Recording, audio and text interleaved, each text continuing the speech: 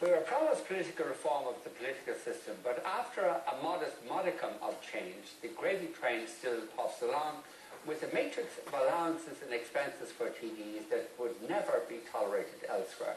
Tonight we review those allowances and expenses, and later we'll review last night's US presidential debate and preview tomorrow morning's newspapers. With us tonight are Catherine Halloran, political correspondent of the Irish Daily Star, who attended today's meeting of the Public Accounts Committee, which started to examine TD's expenses and allowances.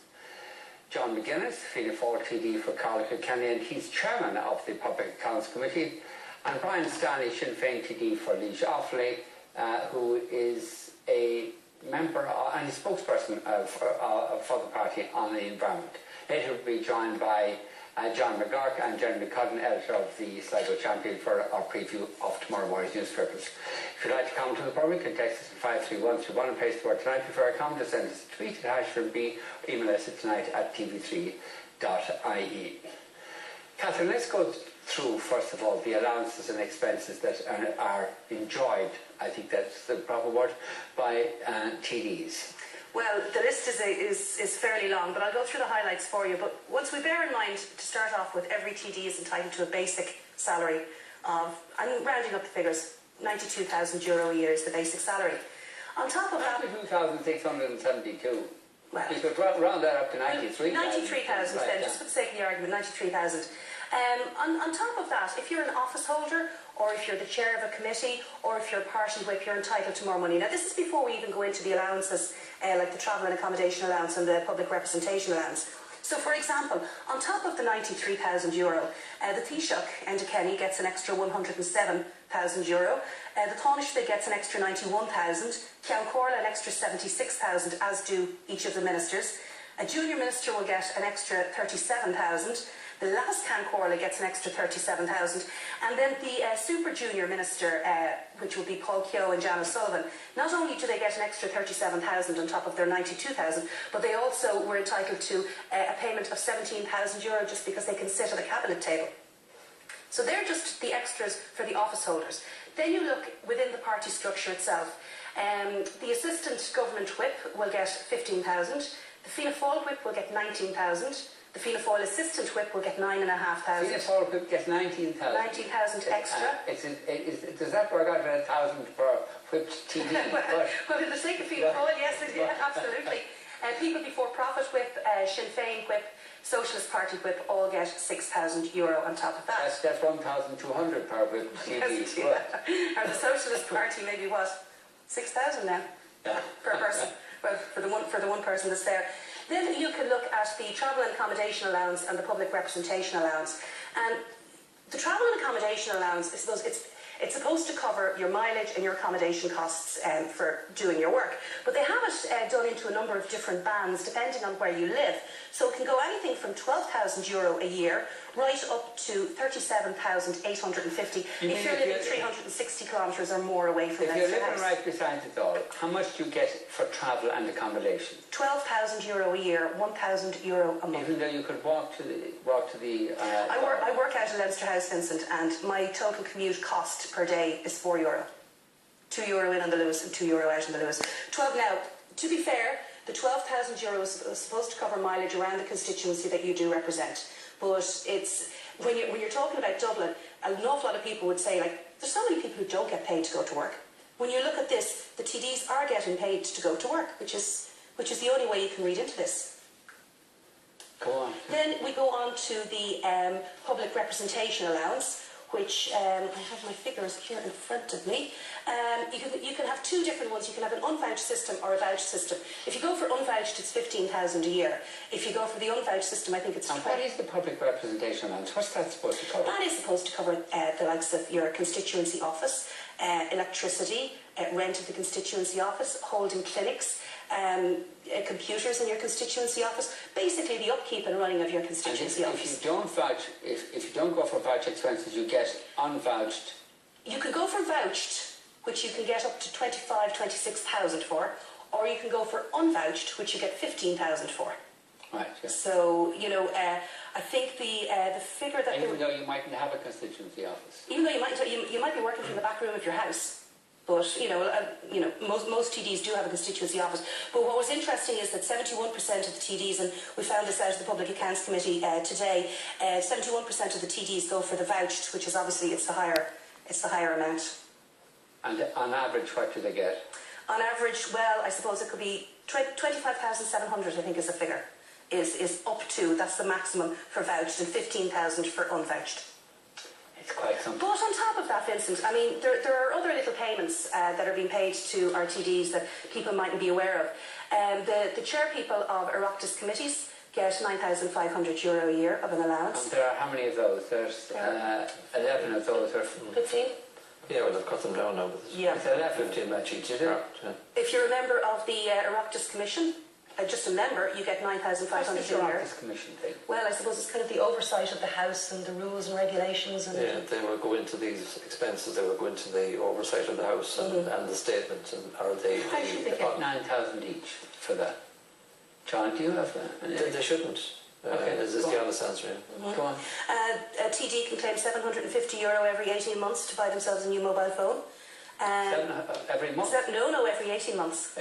Every 18 months. €750. You get an upgrade for nothing. You could indeed. Well, I suppose, getting the hands-free kit put into the car to oblige with the law and everything. But that doesn't cost $750. The chairperson of a committee also has a phone allowance of €1,100 per annum, which is paid quarterly. A chairperson of a committee? The chairperson of a committee, I suppose, for ringing around, organising meetings, making sure that the business is being done. But sure, you'd be organising other people in the Oireachtas, in the Dáil, to come to meetings. Where you'd have a phone. Well, you'd have a phone, and anyway, to be an internal call. An awful lot of the allowances that are being paid just don't make any sense. But if I could just give you an example of an independent TD, and why I take an independent TD is they get an independent allowance. Is anyone in mind? It can be any independent TD. Okay. If you pick a the TD. one in mind, okay, but he's gone from my mind anyway. Well, okay, we'll take the colour of his shirt. We'll take an independent TD with a colourful shirt who might live maybe 100 kilometres away from Dublin. They're getting a salary. In Italy, the one I'm thinking of. Sorry. He's getting a salary of 92,000. On top of that, we'll say he's going for the unvouched system of public representation allowance, so he's getting 15,000 a year. Then for travel and accommodation, because he's within the band of, we'll say 100 kilometres from Dublin, he's getting in the region of €32,000 a year for that. He also gets his independence allowance of €41,152. He's entitled to a secretarial allowance of 41,000. Now he can apply for a once-off, and this is just a once-off constituency office grant of €8,000. So realistically, our independent TD has doubled their salary. It's fantastic. It wouldn't be the same for party politicians, because they don't get the independent allowance. Their funding comes under the party leader's allowance, the party funding, so they don't get any of that. The party gets it. But the independent allowance of €41,000, it's bizarre. There's a perception of politicians that they're good for nothing. It's obviously untrue. They are good for some things, but to be honest with you, I mean, while I would never object to paying somebody a decent salary for doing a decent day's work, I do think a lot of these allowances really need to be gotten rid of. These are not part of about public service allowances. Mm-hmm. It's really amazing. Yeah. Sean, explain all this to us. How many years have you been in the job? I was elected in '97, but these are huge cache of funds now stored up after all those years. It's surprising that we haven't. And in all of those years, nobody has ever costed out the running of a constituency office. No one has set out what they believe our job should be as parliamentarians, or indeed as just constituency representatives. And they don't actually know the cost in terms of each of the 226 that are in receipt of these allowances. And therefore, I asked today if Kieran Coughlin would that cost... Tell people who Kieran Coughlin he's the Secretary General, if you like, of the Oireachtas. He looks after the Commission and so on, and is responsible for the administration of these allowances and expenses, as much as the Secretary General of Public Expenditure and Reform will be responsible for changing the allowances. So we have both of them before us today. Our purpose in having these hearings was that you couldn't investigate €1.5 billion of expenses to civil and public servants without in some way shining a light on what allowances or expenses TDs, senators, ministers and junior ministers are getting from the Dáil, because they amount to €31.1 million. Now that represents a €6 million saving since 2008, but the description of the expenses of allowances are completely out of date. They are out of kilter in terms of the economy that we now have, the job that we are now doing.